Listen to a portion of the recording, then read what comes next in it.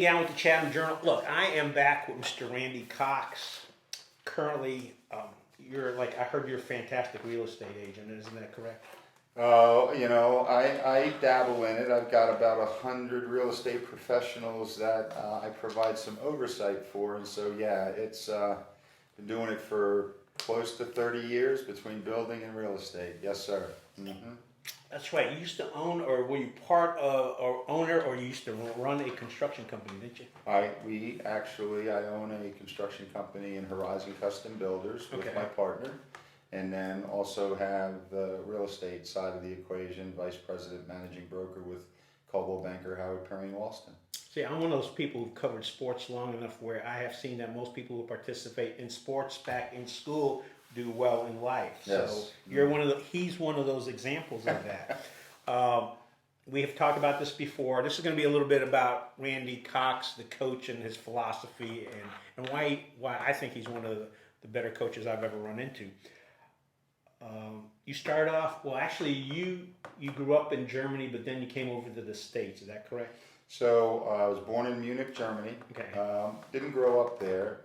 When I was about 11 months old, ended up moving over to the States. My dad grew up in Mount Airy, North Carolina, was in the military, met my mom, and my mom had one relative here in the States, and so that one relative lived on Long Island, and I guess we can call it a deal. Ronkonkoma?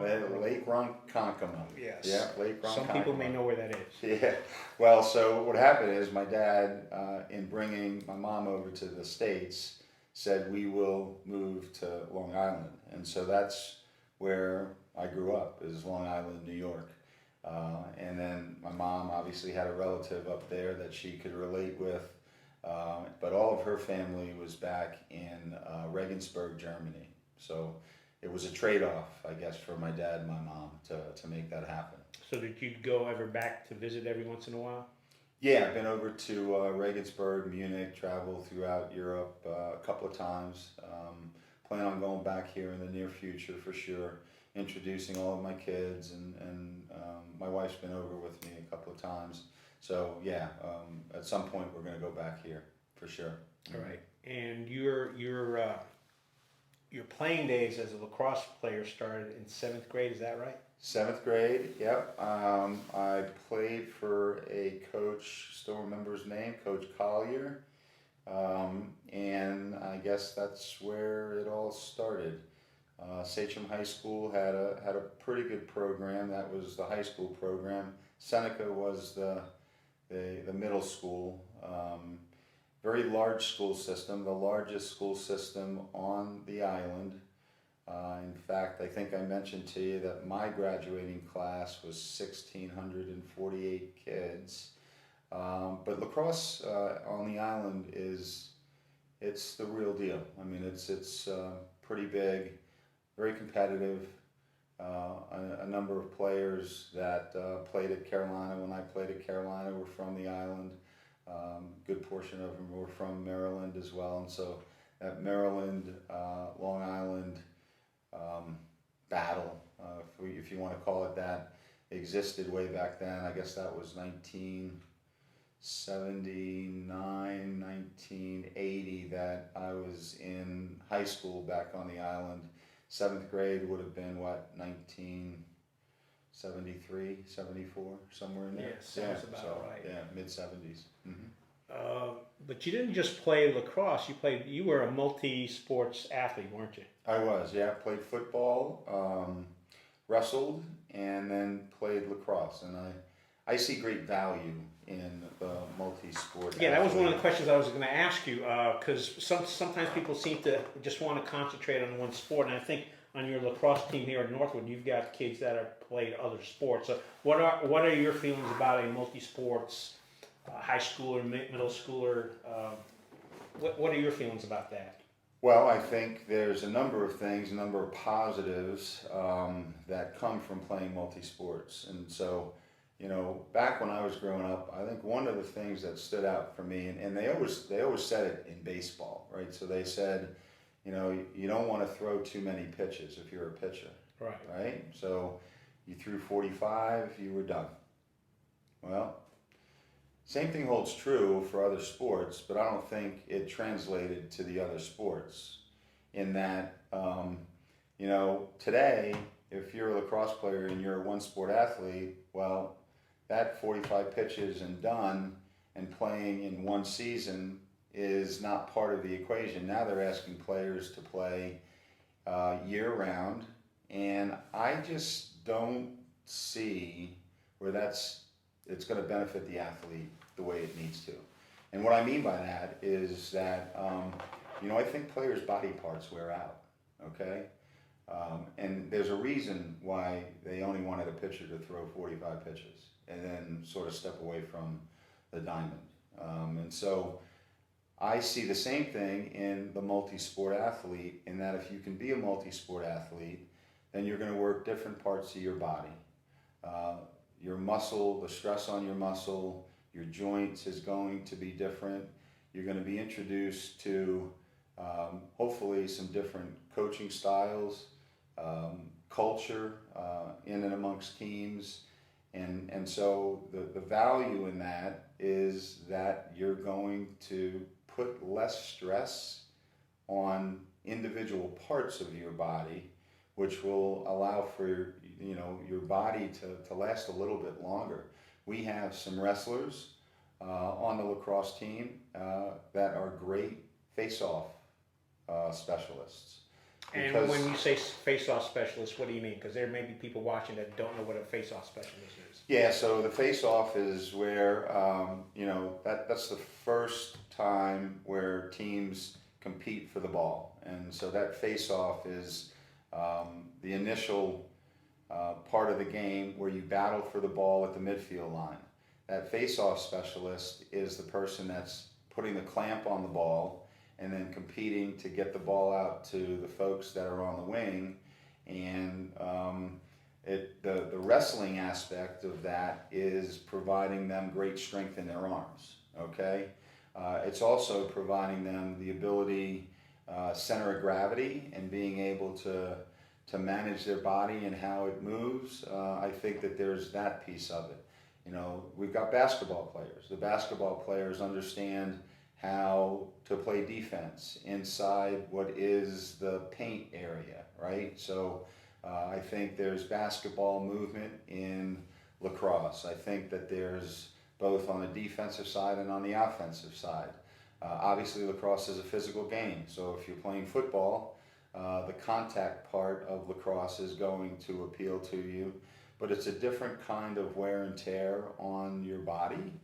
And that's where I see the multi-sport athlete really benefiting from playing three sports, at least early on. At some point, if you're going to be a Division I type athlete, maybe you need to pare it down to the final sport at some point in time, senior year, maybe junior year. But for me, I played football, I wrestled, I played lacrosse. I was able to play Division I lacrosse. I got some opportunities. I could have played football. I chose not to do that, and it worked out for me. But even at that, my body got worn out. I mean, I've broken a leg. I had a broken arm, blew my knee out, which was career-ending. And so even at that, I mean, you're going to put stress on your body being a multi-sport athlete.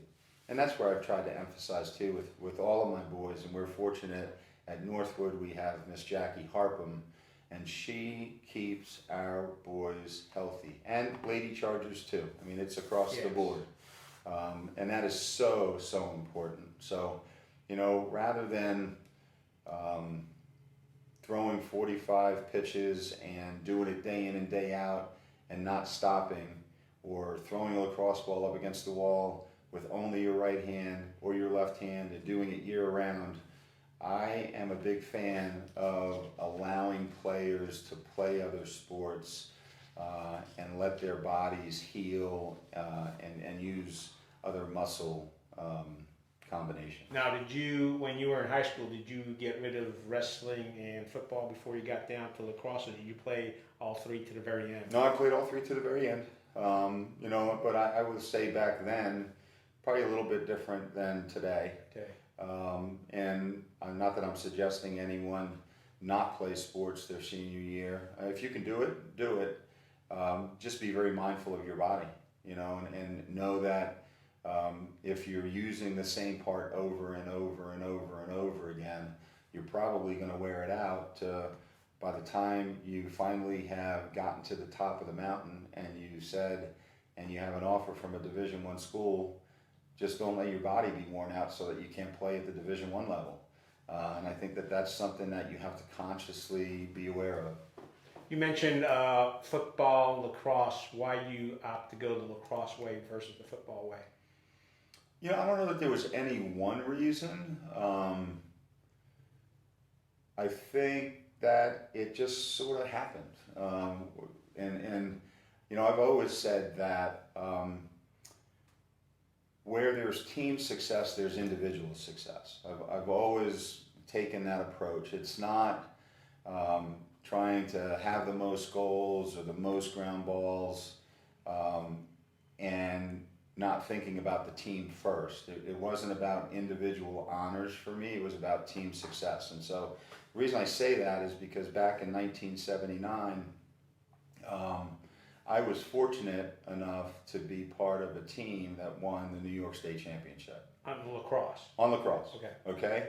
And I was fortunate enough to compete on the football field, and we won the Rutgers Cup back on Long Island, and that was the most prestigious award you could win as a football program. And so I've been part of great teams. But what happened on the lacrosse side of the equation is that when you win the state championship in lacrosse in New York, what happens is the next year, that team gets to come down to Maryland, take a bus trip, and play the Maryland Metro State Champ. So it here gets I taken am. up another level. Oh, absolutely. Well, and so what happened was, so let's just say now I'm a junior, and we win the state championship. So there's some eyes that saw me play in the state championship game. Well, then you come down and now you're a senior and you get to compete on a big stage. We played at Hopkins when Hopkins was a grass field. And now there's more eyes because you're playing state champion against Metro state champion. Every college coach that there was back then was at that game. And so, you know, I go back to the success of a team will ultimately lead to individual success. And had we not won the state championship game in New York, and had we not gone to Maryland to play, would I have had as many eyes being able to watch me and others? There were some other players on our team that went on and played collegiately, and the answer is no. And so that's what I tried to emphasize, even with the Northwood program, is that to our boys, I focus on the success of the team. The individual honors will come.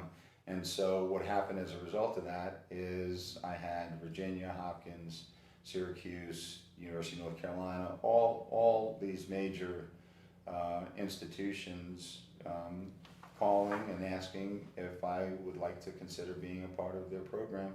And ultimately, I chose the University of North Carolina. You know, in part, I think for me, I've always felt like there was someone watching out for me, and I believe it today. My dad grew up in Mount Airy, North Carolina. He left and met my mom, moved to Long Island, and I can't script this story. I'm just part of it.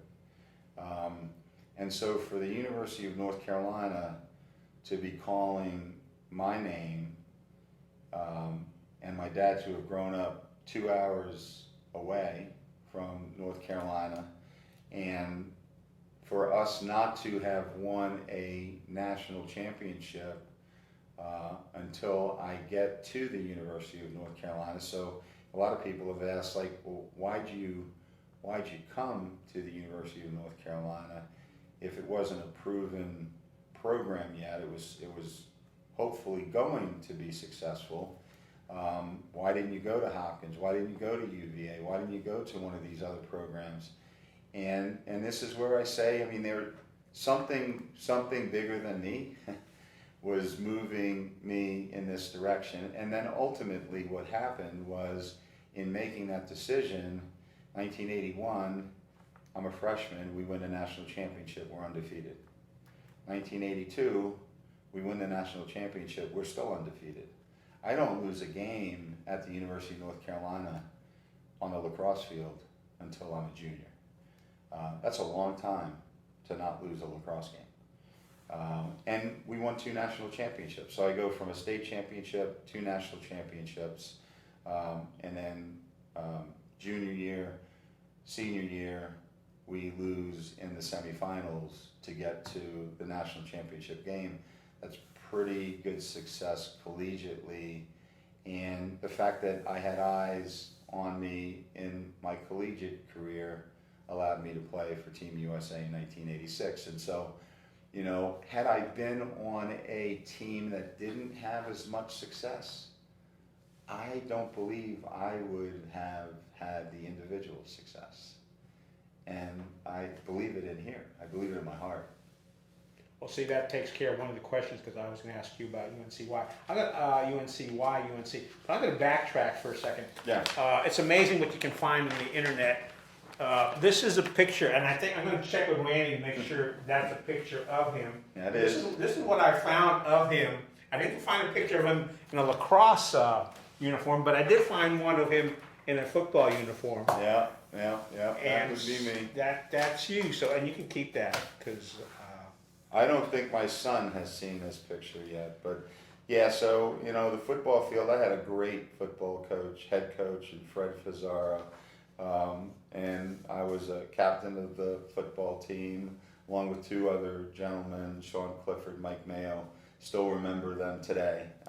And that's, you know, that's the thing about competing and being on teams that are special, is that you remember the players, and you remember them years after you played with them. So we won the Rutgers Cup back then, my senior year.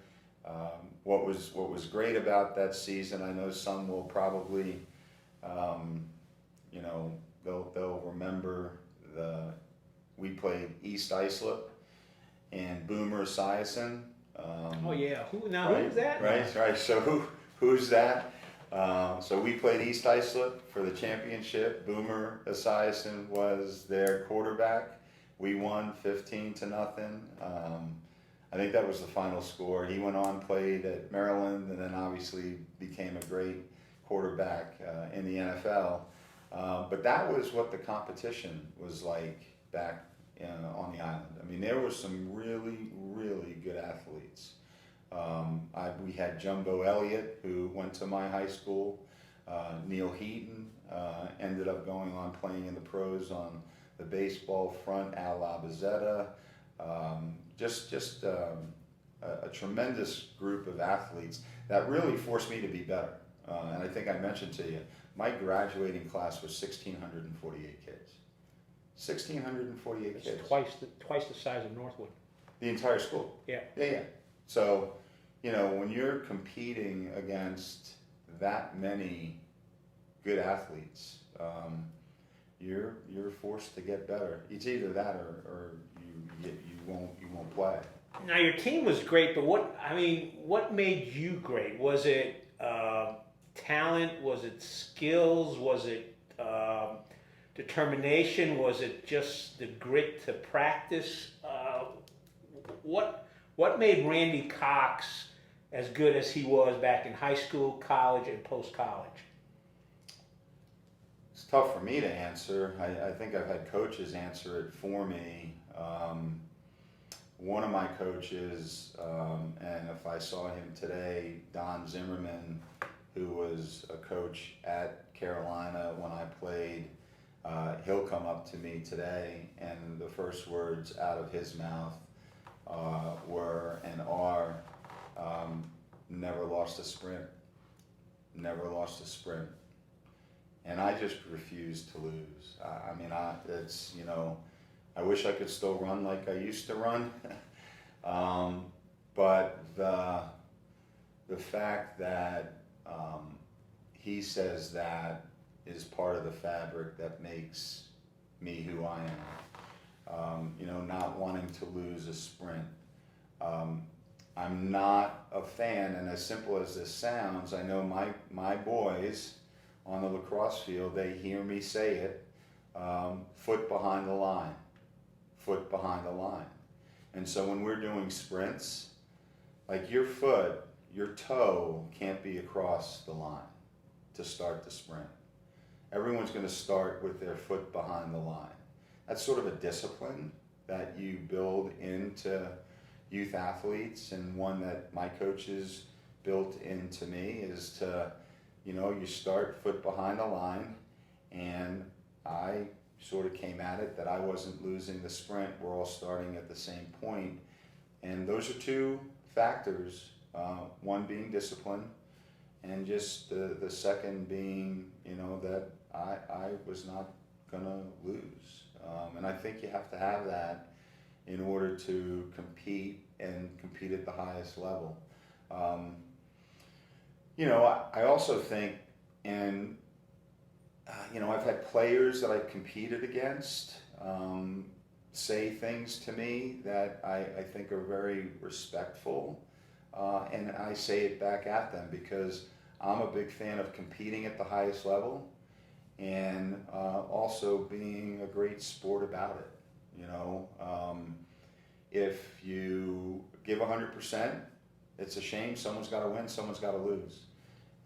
And that's the individual battle, that's the team battle.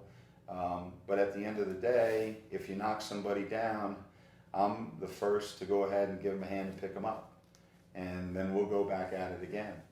And I think that also is who I've become, in part because I've had great coaches. I had a football coach in Fred Fazzaro. I had a wrestling coach in Jack Mahoney. And then I had several lacrosse coaches along the way, particularly Willie Scroggs, Dave Klarman, that they believed in me. And so when you have that kind of support, it does make you who you are today, from a competitive standpoint, and they're great competitors as well. So, yeah. I'm going to backtrack on a couple things you had brought up. One of them was we were talking about multi-sports. Why do you think there's an emphasis by some people to move kids into one sport year-round versus going multi-sport? That's a difficult question to answer. I think there's a number of contributing factors. I think, I'll start out saying this, and I truly believe this. When you're a great athlete, when you got it, period. And so there's a piece of that there's more of an emphasis now with the individual sport to be that great athlete. And I do think that, there's maybe some misperception out there. If you are a good athlete, if you are a great athlete, you really have to hone your skills. But if you are a great athlete, there's certain things that come naturally to you where you don't necessarily have to work those skills and wear out your body. And I think one of the things that really there needs to be more attention and a greater emphasis is the wearing out of the body, because we see kids, and I happen to be fortunate enough to be part of the University of North Carolina Division I men's program, and in talking with some of the trainers, the athletic trainers at Carolina, they're seeing injuries in kids that are coming to school that are freshmen that they normally wouldn't see in young athletes, or they would see them later in their career, and that's troubling. And so, the emphasis in playing the one sport is to be the best at that sport. But the emphasis at playing the one sport to be the best at that sport has some negative implications in how it wears on your body.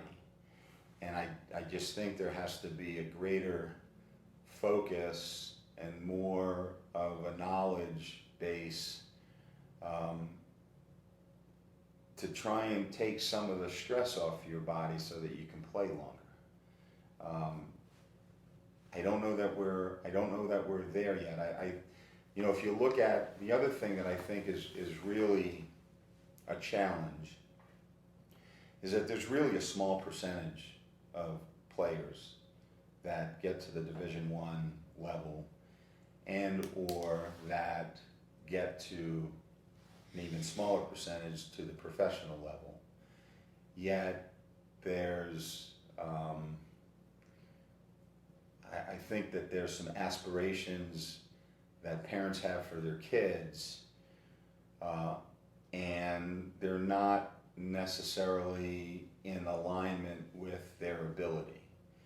And so the parents are pushing their kids to be the best. Maybe their kids want to be the best, maybe they don't.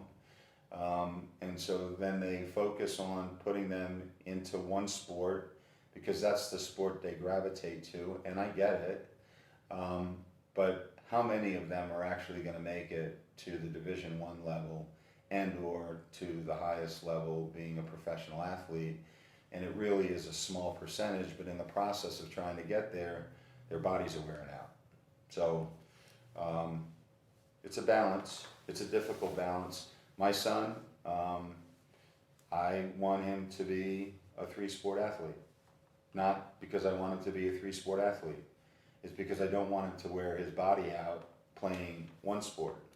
My daughter, Sydney, is going to play soccer at ECU.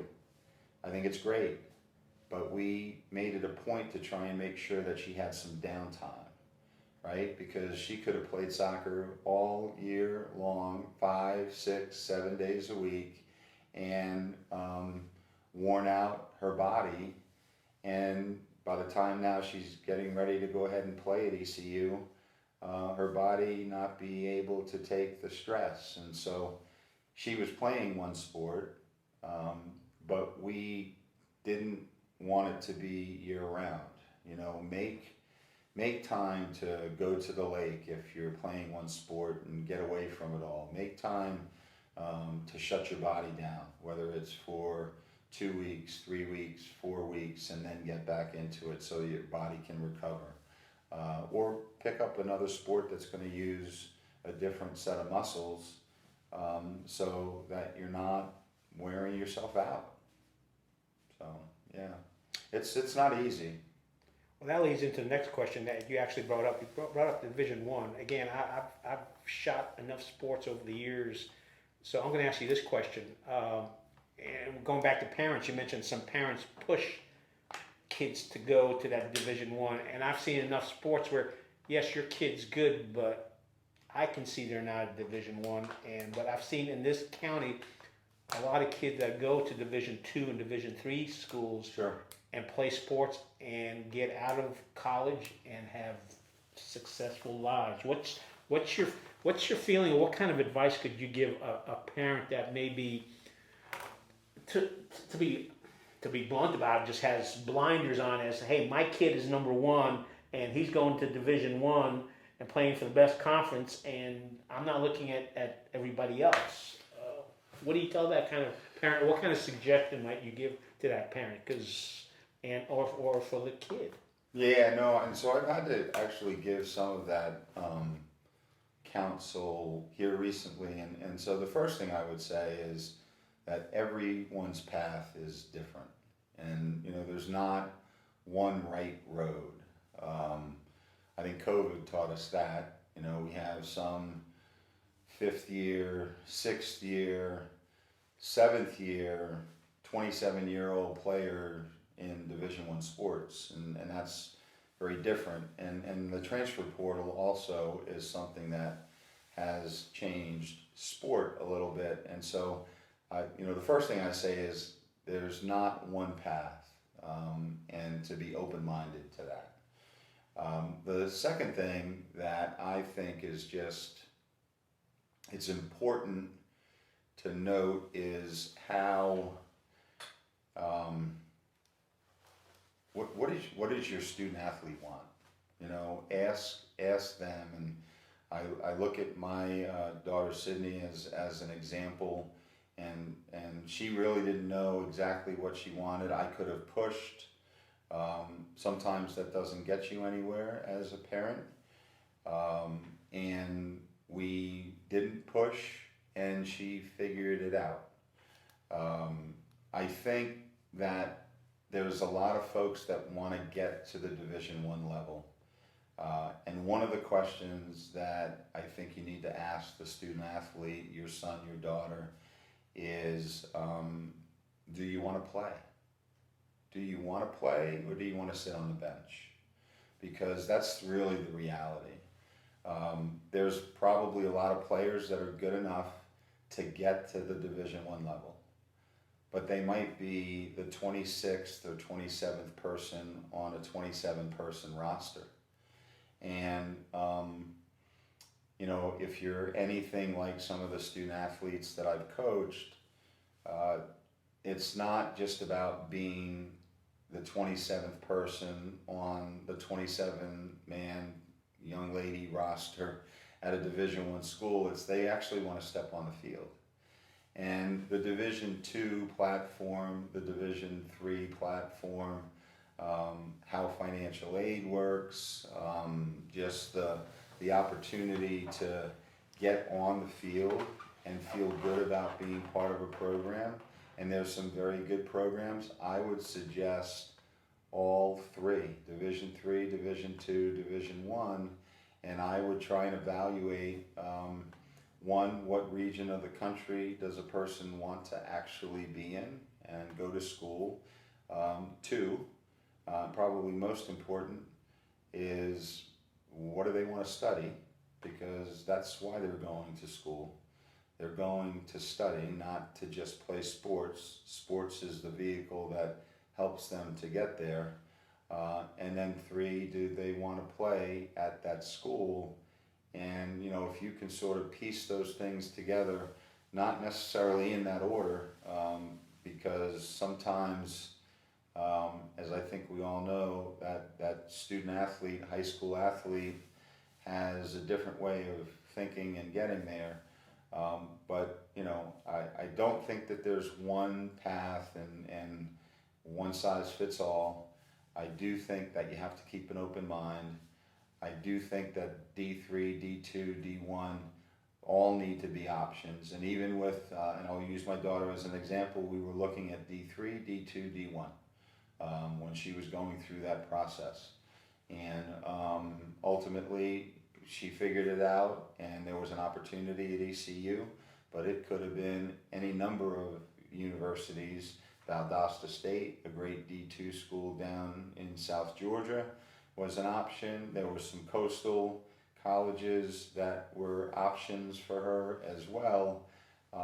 And the other thing too, and we made it a point, was to follow up with each and every coach. Even though you make a decision to go to one school, you really need to thank all the coaches for taking time out of their calendar and paying attention to you and offering you an opportunity, because you never know if something's going to change down the road.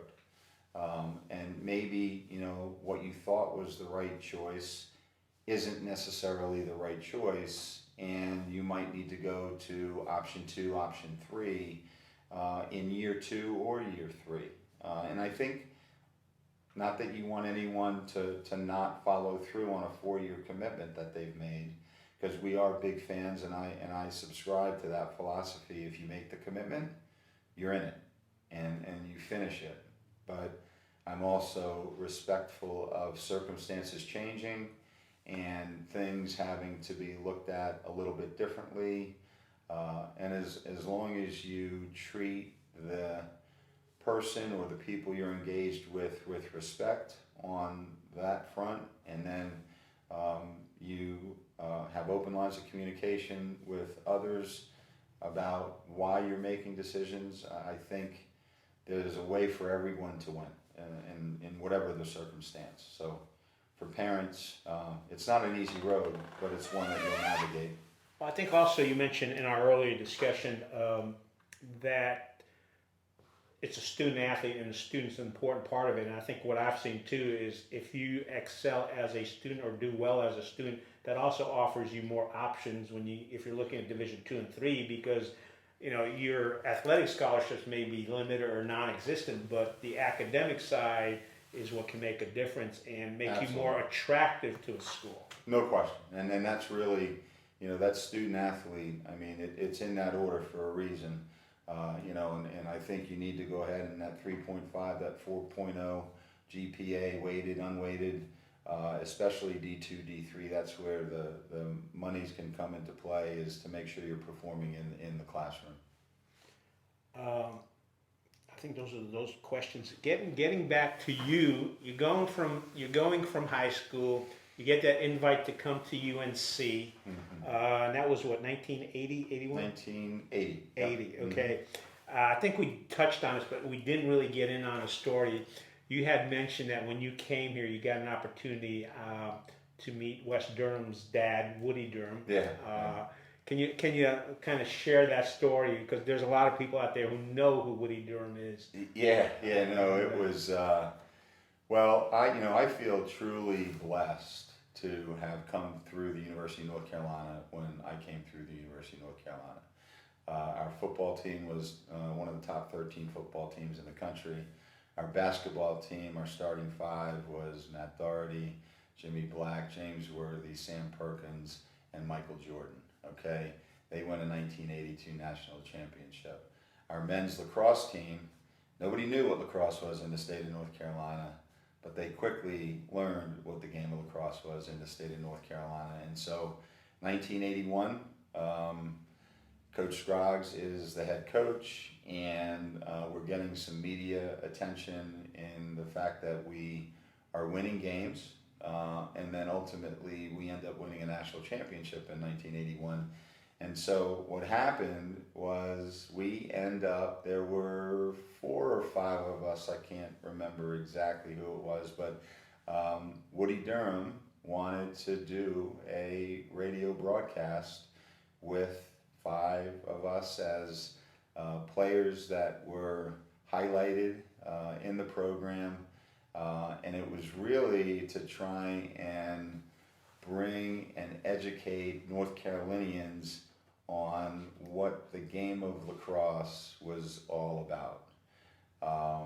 And so, Coach Scroggs, he really emphasized family, and we were one lacrosse family.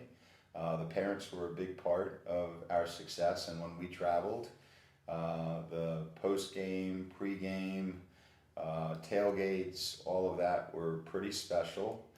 Some of this we talked about with Woody, because once again, lacrosse was new in North Carolina, so to speak. It really hadn't had the success that we brought to the university. And so he was learning, North Carolinians were learning, the university was learning, and I think back then, John Swafford, who became ACC commissioner, was our athletic director. And then Dickie Bedour was our admissions, and he's the gentleman that signed my papers to come to the University of North Carolina. And ultimately, John Swafford left, and Dickie Bedour became the athletic director. It was a tight-knit family. I mean, Woody Durham was the voice of the Tar Heels. Yep. And for him to want to give us that kind of attention was pretty special. And it was special for me as a player. I really didn't know back then how special it was, because we were just having fun and playing. We didn't think anything about it. We're like, okay, well, we love doing what we're doing. We love the sport. We're at a great university. Really didn't even think much about the fact that we were attending the University of North Carolina, which is a pretty special place in and of itself. We were just loving the fact that we were able to play the game and play a game that we loved and have the success. And, you know, I said to my boys, I don't bring it up often with them, but the feeling that I had at Northwood with these boys and that special bond, I felt before. I felt it on a number of different teams, whether it was high school teams that I participated on, or whether it was collegiate teams that I participated on, or whether it was Team USA. There's a special energy that's part of those teams, and Northwood had that this year. And so when you felt it before, you just know it.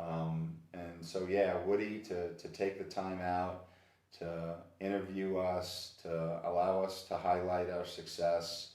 And I forget it might have been David Wingate, Peter Vocal, John Hawes, and myself, and maybe Jamie Allen were the 5 players that were part of that interview.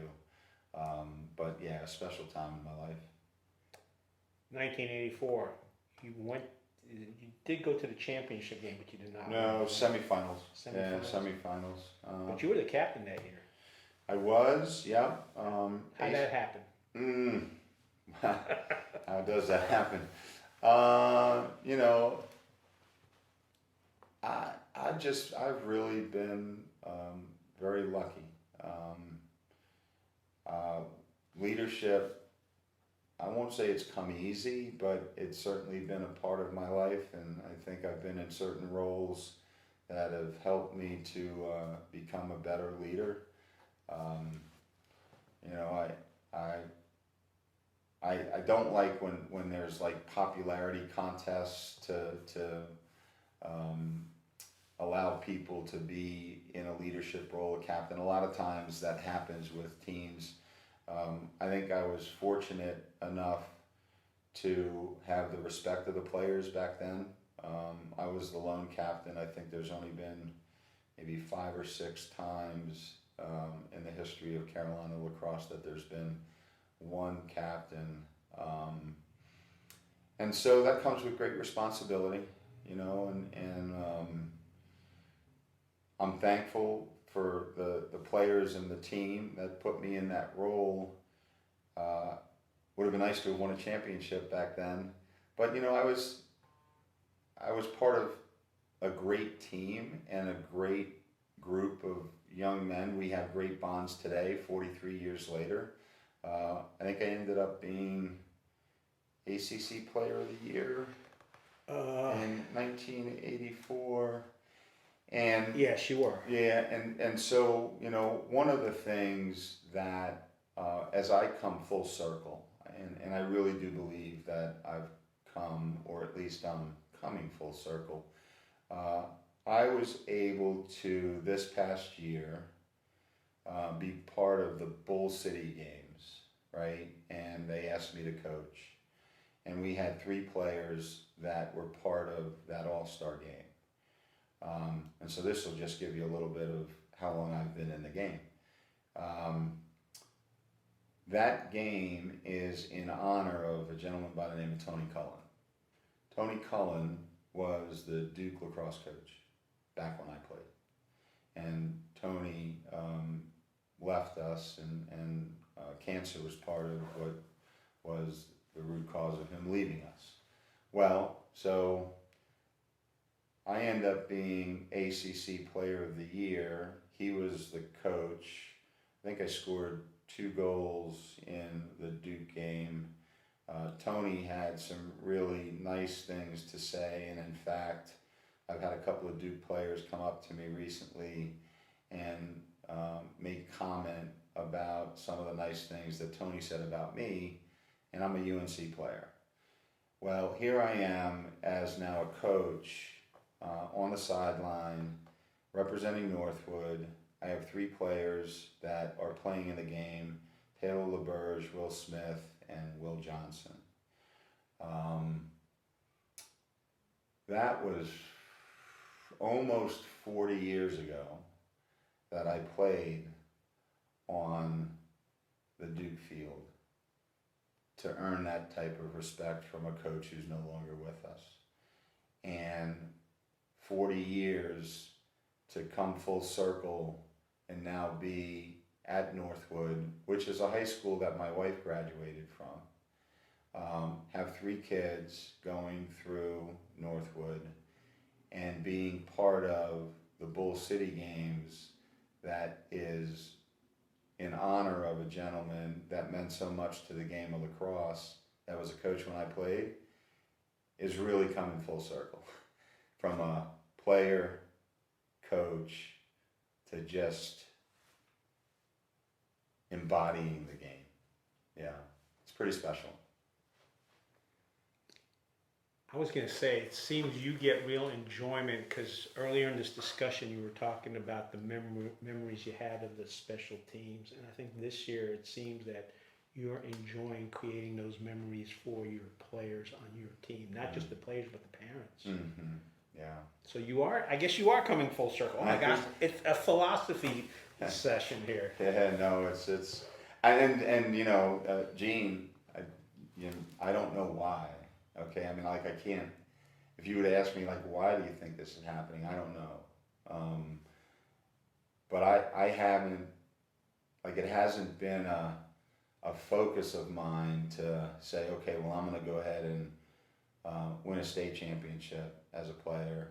And I'm going to be part of 2 national championship teams, and I'm going to win a world championship, and I'm going to be at Northwood, and we're going to compete for a state championship. It's not like been check those boxes. It's been part of just a mindset and believing and being involved in the community, and being fortunate enough to be in a leadership role at a high school.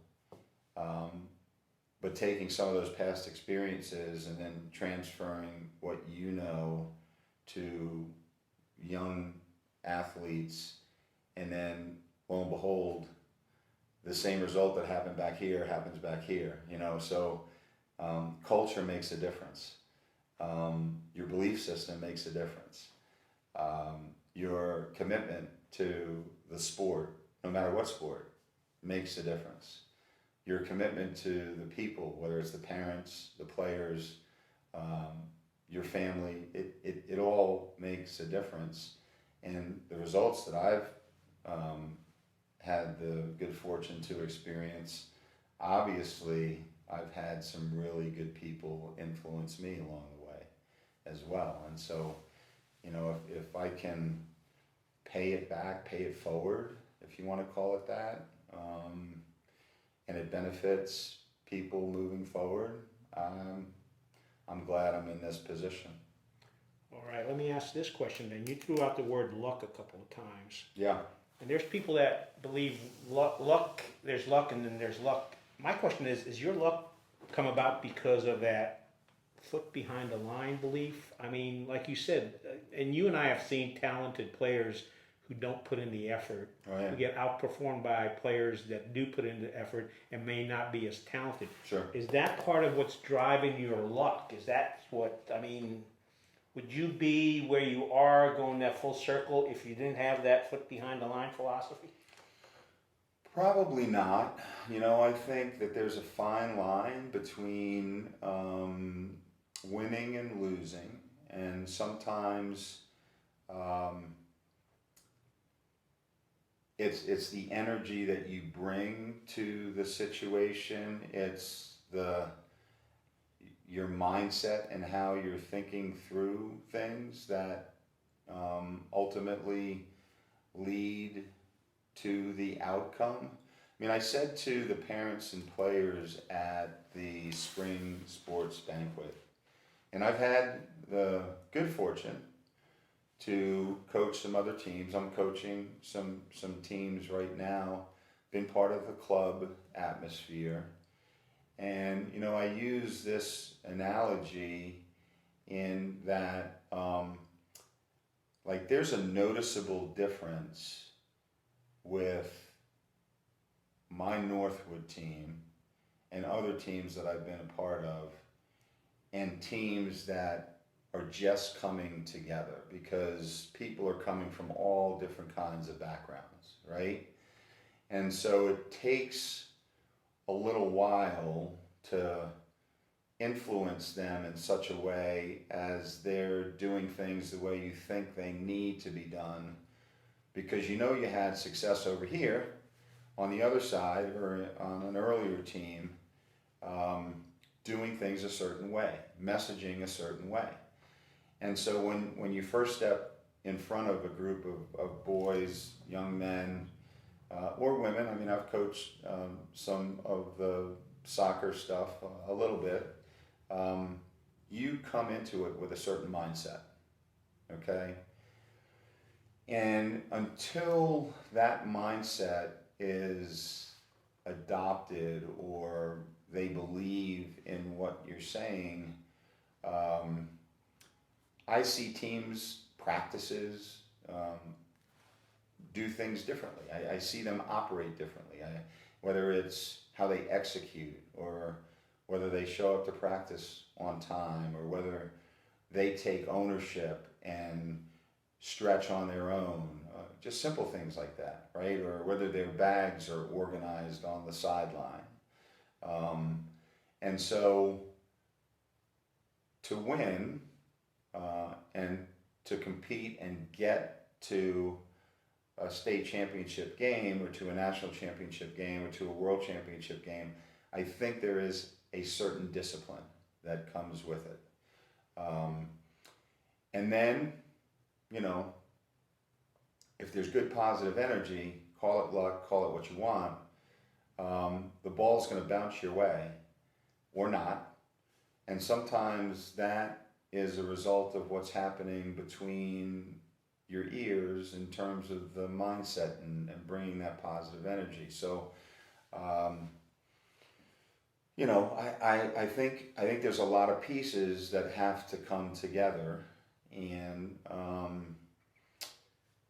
call it luck or just call it not being denied.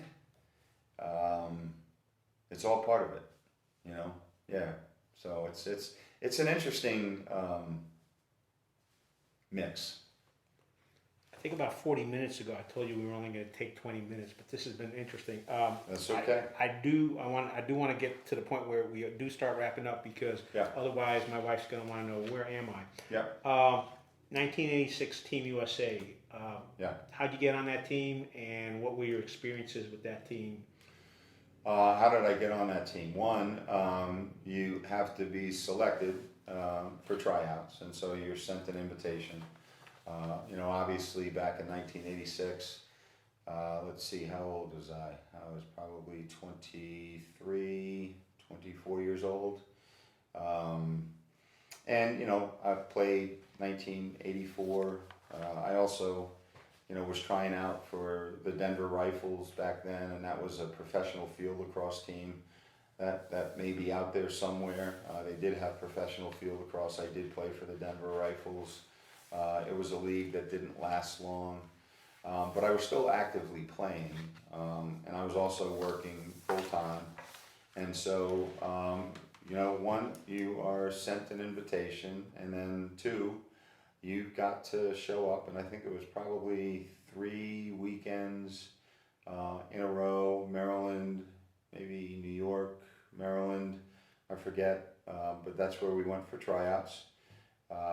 And I can remember, and we had a great group of players on that team, but the last tryout, you know, and they pare it down, and then there's the A team and the B team, right? And I was driving back from Maryland, and I was driving over, I think it was the Chesapeake Bay Bridge, and Johnny Lehman called me, and he was one of the players that made the team, and he had heard that I made the team, and so he called, let me know that I made the team. Do you have a bag phone, 86? Yeah. So it was a different way of communicating, right?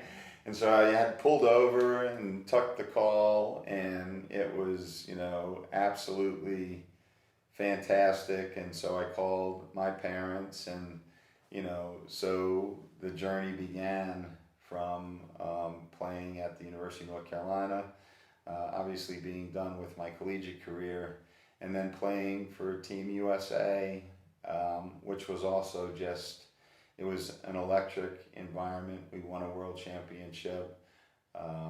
Great teams, great competitors, just a great group of guys.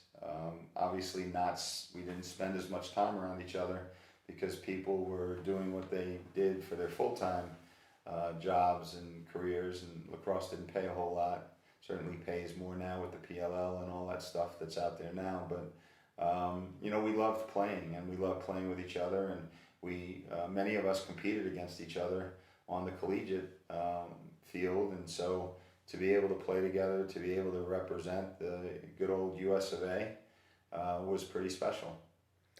How many Hall of Fames are you on? I am counting right now 3. I'm counting the Hall of Fame from your high school. You were in the 2003 induction class for lacrosse, football, and wrestling. You're in the, I think, ACC Hall of Fame.